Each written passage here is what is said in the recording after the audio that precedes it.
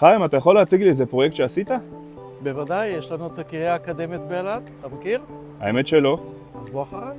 אז למעשה כל המערכות, מערכת כיבוי האש, מערכת הזנת מי צריכה, מערכת המתזים, הכל מתחיל מכאן.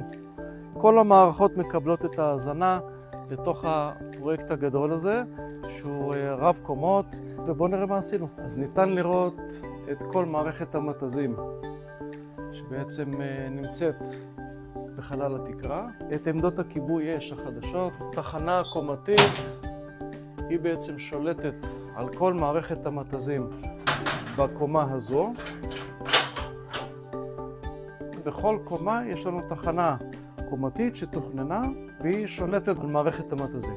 אז זו למעשה גם הקפיטריה של כל המרכז האקדמי, שגם כאן יש לנו מערכת מתזים, מערכות המים, ניקוז, הזנה של תאי שירותים, תכנון של תאי שירותים. אז אם גם אתם מעוניינים בתכנון כל סוגי מערכות הספרינקלרים לכיבוי אש, אתם מוזמנים להגיב לנו בסרטון או לפנות אלינו ונשמח לעמוד לרשותכם.